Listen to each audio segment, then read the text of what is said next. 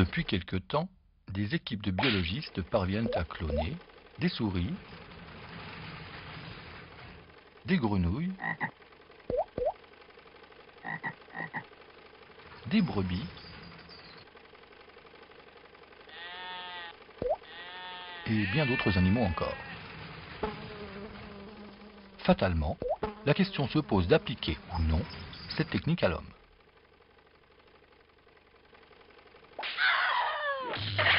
Mais tout d'abord, qu'est-ce que la technique de clonage? Tout commence par la première cellule d'un embryon humain. Elle est à l'origine de toutes les cellules d'un futur organisme adulte.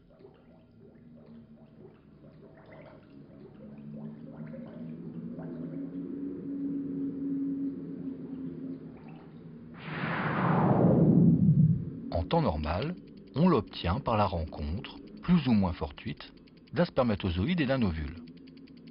Les deux gamètes mélangent leurs gènes et donnent un génome complet et surtout entièrement nouveau. Avec le clonage, la technique serait toute différente. On prélèverait le génome complet d'un individu à partir d'un certain type de cellules de son organisme. On le mettrait dans un ovule et on obtiendrait ainsi une cellule embryonnaire au génome identique à celui de l'individu prélevé. À partir de là, les choses se compliqueraient. Car on peut imaginer deux avenirs possibles à cette cellule.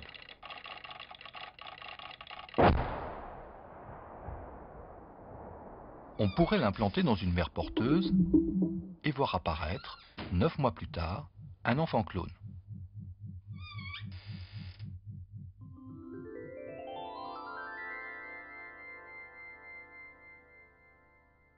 C'est le clonage reproductif.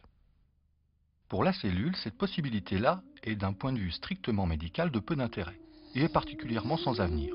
En outre, le taux de réussite éventuel serait de 1 succès pour 300 tentatives, trop faible pour être tenté, voire mis en place. Le débat actuel n'est pas là. Un autre avenir possible de la cellule embryonnaire s'avère envisageable.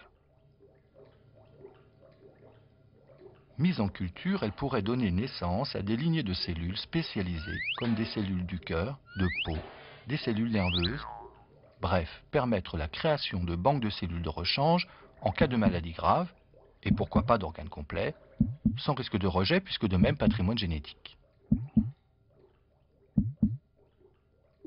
Cet avenir, encore à l'état de projet, est le clonage dit thérapeutique. Il ouvrirait d'immenses perspectives à la médecine. Mais cette recherche soulève un débat éthique incontournable. Comment devrait-on considérer cette cellule? Devrait-on lui donner le statut d'embryon humain, et donc se poser la question de s'autoriser ou non à faire des recherches sur elle? Ou au contraire, ne s'agirait-il que d'une cellule humaine parmi d'autres? Entre ces deux points de vue, le compromis semble impossible. Et la science n'est plus d'aucun secours pour trancher.